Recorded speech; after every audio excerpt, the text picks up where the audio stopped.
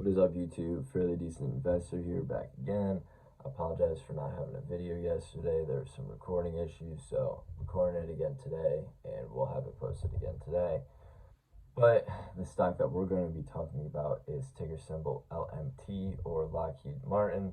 They are a global security and aerospace company that's engaged in research, design, development, manufacturing, integration, sustainment of advanced technology systems, products, and services.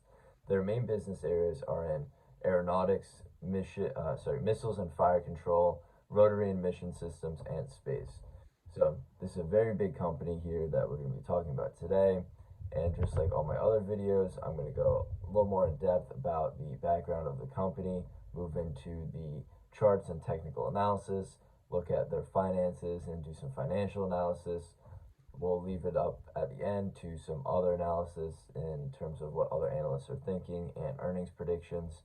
And with that, we will just conclude it with what we think about the stock. So stick with me, and here we go.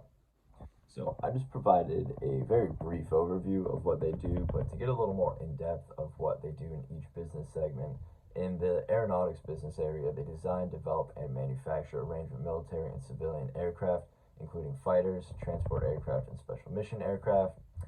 In their missile and fire control business area, they develop and produce a variety of missiles, precision weapons, other systems for air, land, and sea-based platforms. And in their rotary and mission system business area, they provide a range of products and services for military and civilian customers, including naval systems, military vehicles, and energy solutions. In their space business area, which I think is really interesting, they design, develop, and manufacture spacecraft, satellite payloads, and related systems for a variety of customers, including NASA, the U.S. military, and commercial clients. So besides these core business areas, they're also involved in activities like cybersecurity, energy, and technology solutions, and they're strongly focused on research and development and invested significantly in the development of new technologies and innovations. So they're really just trying to continue to grow their business while already supplying to their existing customers. They generate revenue kind of, maybe as you would have guessed. Their sales are based on products and services that they sell, as well as they generate revenue from maintenance, repair, and upgrades of their original products and systems.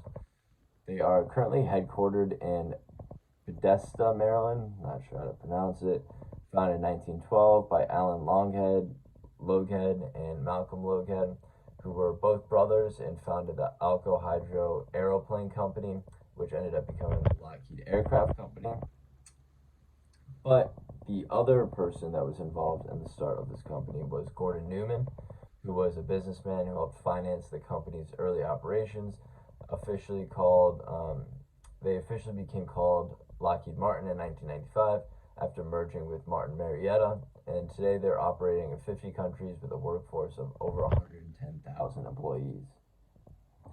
The industry and sector that they are in is the aerospace and defense industry, which, unless you're kind of not listening to anything that's happening in the world, it's definitely a continuously growing industry, as you know, we see things going on in Russia and Ukraine, so I'll just kind of leave it at that. But some of their competitors are Boeing, Raytheon Technologies, the Northrop Grumman, and Airbus. So my takeaway from all of that is the industry is definitely something that is needed in the long run, and something that is going to continue to be needed. They have proven success over years. We'll kind of get into that a little bit more later down the line.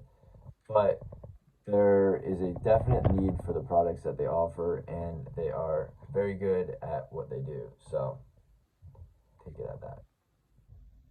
So moving into some of the technical analysis here and looking at the charts for Lockheed Martin, the high was $498.95 with a low of $351.56, a 42% increase from low to high.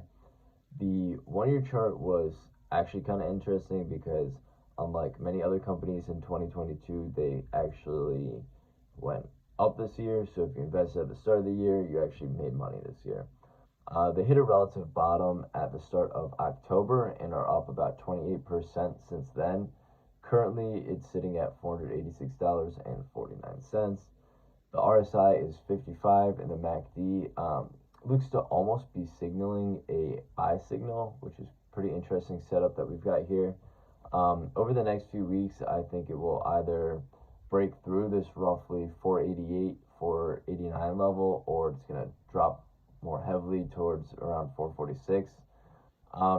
I honestly think there's a better shot that it's going to continue the rise based on the MACD and the candlestick formation that we see here on the last couple of days of trading. Eventually, I believe, though, it will fall back down, as you can see by the 9-day moving average and the 200-day moving average here. Based off these charts, I would probably not be too interested in buying right now because the upswing kind of already happened.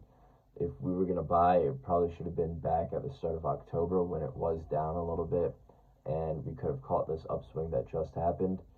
We're also going into unknown territory here. We're pretty much near the high, so it's harder to extrapolate what's going to happen once it passes through the resistance level up there.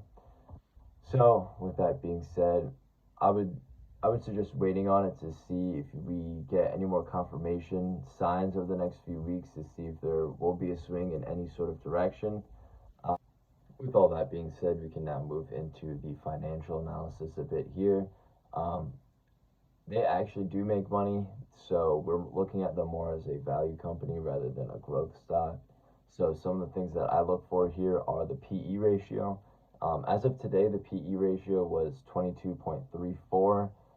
It was 19 when the earnings came out back in September. This is pretty decent. It's kind of just suggesting that it's not trading at a crazy high multiple. That's mostly because it's not a crazy growth stock as well. So 22.34 is all right. I wouldn't say it's undervalued based off that PE ratio, but I'd say it's pretty fair. Another factor that I look at is the EPV divided by the EV, or the earnings power value divided by the enterprise value. If you don't know what that is, just kind of go look those up. It'll explain a little bit more.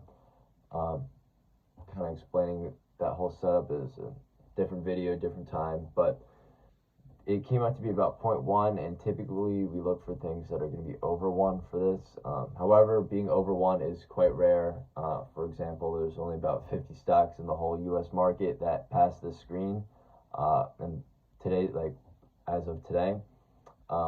So we kind of look at it more as just like suggesting whether or not it's overvalued or undervalued, about how close maybe it might be to 1.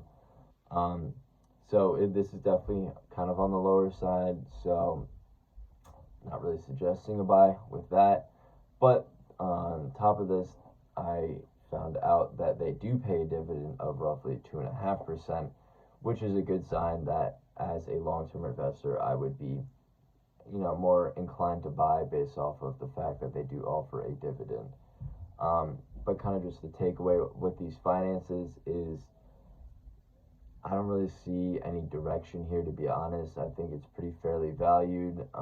Again, if we were going to buy, it should have been back in end of September, early October. Moving on now to earnings and analyst predictions. We see that analysts in December have given 3 holds, 1 sell, and 1 buy with an average price target of roughly $500, representing a 2.7% increase from where the stock is today. Upcoming earnings are December 31st for the 2022 year, and analysts expect EPS to be 22.74, slightly down compared to 2021 and more down compared to 2020. However, they expect slight increases in 2023 and 2024. With that being said, this kind of aligns with everything else that I've kind of been pointing at here. Looks like the buy should have been earlier.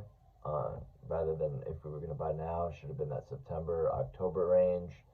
However, the 2023-2024 predictions do seem pretty positive in comparison, but it's always harder to predict the future. So who really knows what's going to happen then? A lot can happen within this next year that may change those predictions. But just to conclude here with some of my takeaways of the stock, I do think this is a good government stock to own.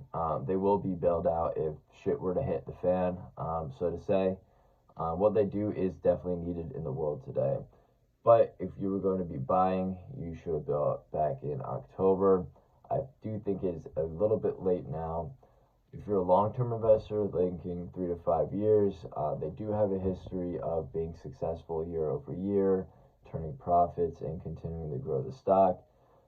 They will most likely continue to be successful in the long run. I'm not sure if now is the best time to buy. I might suggest putting money in other places rather than putting it here, as you know, we could see not as much growth over the next year or so. Who really knows? If you're a more short-term investor, I definitely don't think I would invest right now. I would look for signs in the coming weeks to see how the stock would move. If it were to explode upwards a good bit, I would then check out the RSI MACD, see if we are expecting a drop of any sort, and maybe even short it if it were to go up that much over the next few weeks. Other than that, if we were to see a drop, I would also be looking for a place to kind of start investing in it. But with that being said, I think kind of what the other analysts are saying right now of just hold, I think that's a good sign. It seems to be pretty fairly valued right now.